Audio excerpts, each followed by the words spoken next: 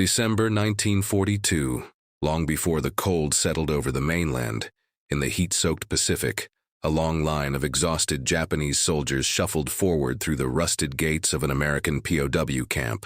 No one spoke. The only sound was the metallic clink of boots dragging against the gravel and the soft rattle of canteens. They came in rows, shoulders sunken, uniforms torn by months of jungle fighting, faces gaunt beneath layers of dried sweat, dirt, and fear. Some still carried the hollow stare of men who had not yet accepted surrender. And then, as they passed through the barbed wire perimeter, they saw something none of them expected: steam. Rising from a long wooden building like a ghost, it curled against the morning sun in thin white ribbons, and that was the moment many of them froze. Not from the heat, not from fatigue, but from the overwhelming certainty that something they did not understand was about to happen. Most of these men had marched for days before capture, enduring mud, hunger, and air raids. Their bodies were brittle. Their skin was caked in grime and mosquito bites, layered over wounds that had long since stopped healing. In the Imperial Japanese Army, bathing during campaigns was rare. A bucket of river water here, a handful of sand there. Hot water was a luxury reserved for memories of home. So when the guards gestured toward the steaming structure, the prisoners looked at each other with wide, suspicious eyes. They remembered the rumors, the whispered warnings from officers who told them Americans would treat prisoners worse than animals. Some tightened their grips on their few possessions, clutching what little they had as if it might protect them from whatever waited inside. The guards barked orders in English, words most of the prisoners did not understand. But the gestures were clear enough. Remove your belts, your boots, your tunics. Line up one by one. Their hands trembled as they unbuttoned what remained of their uniforms, exposing ribs and bruises. Vulnerability spread through the line like a slow fever. Some men clenched their jaws, expecting beatings. Others stared straight ahead, their faces a mask against humiliation. And then came the sound, a long, sharp hiss. Hot water poured from the pipes overhead in thick streams. It splashed against the wooden floors and pooled at their feet. For a breathless moment, no one moved. Many flinched, expecting pain, but it didn't come. Instead, the water was warm, almost impossibly warm. It ran down their shoulders and backs, seeping through layers of filth. A few closed their eyes, feeling their skin soften for the first time in months. The smell of unfamiliar soap, sharp chemical, filled the air as guards shoved small bars into their hands. It was not torture. It was bathing. And yet that realization only deepened the confusion. Every instinct these men carried told them their captors were cruel, that this was some elaborate trick. Why else would the enemy give hot water to prisoners? Why soap? Why towels neatly stacked by the exit? But the steam wrapped around them like something alien, and in that moment, standing stripped and trembling beneath a storm of water, many felt something they had not expected to feel in captivity: relief. They emerged cleaner than they had been since they left home. But beneath that fragile layer of cleanliness lay a storm of fear. They whispered in broken tones about poison in the soap, hidden gas in the pipes, or punishments yet to come. For men trained to believe surrender was dishonor, comfort itself felt like an attack. And yet the water came again the next day, and the next, but the most shocking part was still ahead. The first week of captivity became a strange ritual. Each day, guards assembled the prisoners outside the shower building and marched them inside. No privacy. No time to hesitate. Orders barked. Soap issued. Towels returned. The prisoners obeyed with the stiffness of men waiting for the trap to spring. It never did. Instead, their bodies began to change. Lice disappeared from their hair. The open sores on their legs began to close. The coughing fits that had spread through their units during the jungle campaigns grew less frequent. They slept at night without scratching themselves raw. It was a transformation they neither expected nor trusted. For the Americans, this was routine. Hot showers, delousing powder, clean uniforms, disinfected barracks. It was just another line in a camp manual. For the Japanese soldiers, it was a collision between everything they had been told and everything they were living. Some whispered that this was part of a psychological campaign. "They want to make us soft," one prisoner muttered, clutching his towel with shaking hands. "They want us to forget who we are." But others stared at their pink, scrubbed skin in silence. unable to ignore the simple fact that they felt better. But just when they started to believe they understood this new reality, another question began to claw at them. Why would the enemy care? One of the prisoners, a former mechanic from Yokosuka, remembered Allied propaganda leaflets that had fluttered down during the fighting. The leaflets showed smiling POWs being fed, resting in clean barracks. He had laughed at them then, convinced it was a trick. Standing there, warm water dripping down his shoulders, he realized the drawings were closer to truth than he'd ever imagined. That thought was more frightening than any bullet. Still, suspicion lingered. Even as warm water poured down their backs, many felt like they were walking into the unknown. They remembered vague stories of gas chambers in Europe, of enemies who lured prisoners into showers only to kill them. They didn't know if those stories were real, but fear needed little proof to thrive. Some prisoners barely washed at all, splashing their arms and backs before retreating to the edges of the room. Others rubbed their skin as if trying to test the water for betrayal. The guards noticed. They saw the way the prisoners froze at the door, the way their eyes darted toward the pipes overhead.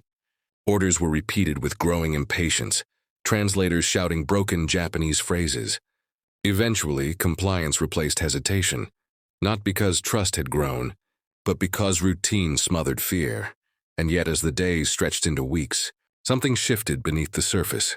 The prisoners began to notice their barracks didn't stink like it once had. Their skin didn't crawl with the constant itch of lice. For the first time in months, they could lie on their bunks without feeling the sting of sores. Slowly, grudgingly, they began to line up for the showers without being pushed. Not out of obedience, but out of habit. The enemy had built something they could not deny, a system that worked. But this was more than hygiene. It was an unintentional lesson. Many of these soldiers came from rural Japan, where bathing had deep cultural meaning. At home, bathing had been done in hot springs or small wooden tubs shared by families. It was ritual.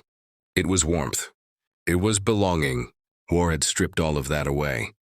Now, in the hands of the enemy, it returned, but in a form so alien, so industrial, that it both comforted and unsettled them.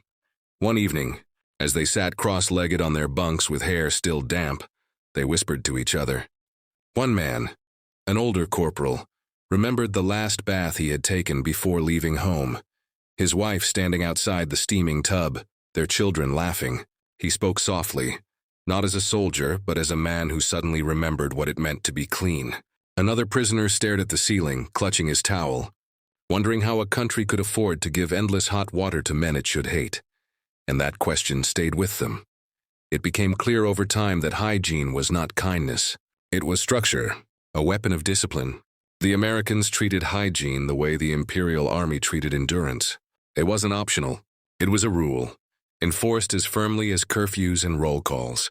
The soap they were given wasn't scented or luxurious. It was harsh, efficient, and endless. The water flowed with mechanical precision. It was the very opposite of chaos. That, perhaps, was what shocked the prisoners most. In their army, endurance was glory.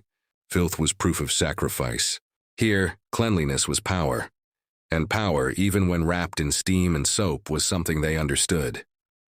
The camp changed slowly. At first, the prisoners moved in stiff silence. Then, small conversations began to spark in the lines outside the showers. Someone would comment on the heat of the water that day. Another would compare the roughness of the soap bars. A few even lingered under the spray a little longer than necessary, closing their eyes and pretending, if only for a heartbeat, that they were somewhere else. But beneath this quiet transformation lay something more profound. For the first time, many of them were forced to confront a truth they had been taught to reject. The enemy was not what they had imagined. They had been told that capture would bring degradation, but the showers brought them something else, an uncomfortable dignity.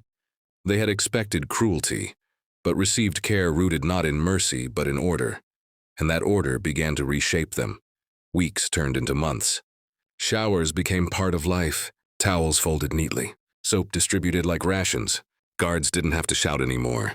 They lined up automatically, stepping into the steam like men who had walked that path 1,000 times before. Their skin cleared, their coughs faded, even their posture changed. A sergeant who had been half-starved and covered in ulcers in his first days now stood straight when his number was called. But every night when the camp quieted and the wind rustled the barbed wire, those same men lay awake thinking about the world beyond it, about the difference between what they had believed and what they had found. And that difference gnawed at them more than hunger ever had. For some, the showers became symbols of humiliation, a daily reminder that their captors, their sworn enemies, provided more comfort than their own army ever had. For others, it was an awakening. A sergeant who had once sneered at the towels now folded his carefully each night, keeping it as clean as the guards demanded. A mechanic who once whispered of poison began showing others how to scrub properly, explaining that the water wasn't cursed. It was just water. The irony was sharp. They had lost a war, but gained a strange kind of health. One autumn morning, as mist hung low over the camp, a young prisoner stood under the water longer than he should have. The guard banged the pipe with his baton, shouting. The young man stepped out slowly, but something in his eyes had changed. The water running down his face wasn't just cleaning away dirt. It was washing away pieces of the old story he'd been told. He wasn't alone. Many of these men would return to Japan years later, carrying with them the memory of that first week of showers. Historians who interviewed them decades after the war often heard the same detail. Not the rations, not the work details, not even the interrogations, the showers, the warmth of the water, the shocking realization that the enemy they had feared gave them something their own army had not. In the quiet spaces of captivity, they discovered something far more dangerous than a weapon. They discovered an idea. If the Americans could treat their prisoners with such structure, how much more must they give their own soldiers? How powerful must a nation be to extend comfort to its enemies? That thought didn't fade. It grew. It settled deep into the hearts of men who once believed their empire could not be surpassed. It became, for many, the beginning of doubt. As the war dragged on elsewhere, life in the camp settled into rhythm, wake, roll call, work details, meals, showers. Some still muttered under their breath that it was manipulation. Others accepted it silently, knowing that it kept them alive. A few quietly even began to prefer it. Their bodies were stronger, their skin clear. The scent of rot and lice and sickness no longer filled their lungs. And whether they liked it or not, they knew this was the work of their captors. Years later, many would remember that water more clearly than the sound of gunfire. The enemy had changed their bodies. But more importantly, it had changed their minds. What began as a trickle of warm water had become something much bigger. Proof that everything they had been told about the enemy was not the whole truth. It is easy to fight an enemy you can hate. Harder to fight one that forces you to see the cracks in your own world. And so, the story of those showers lived on. Not because it was brutal, but because it was undeniable.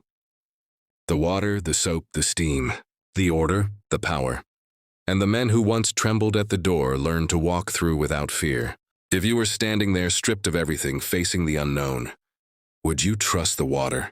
Tell us in the comments, like this video, if you believe history isn't only written on battlefields, but also in the quiet moments in between. Subscribe to WW2 Struggle for more powerful true stories that history almost forgot.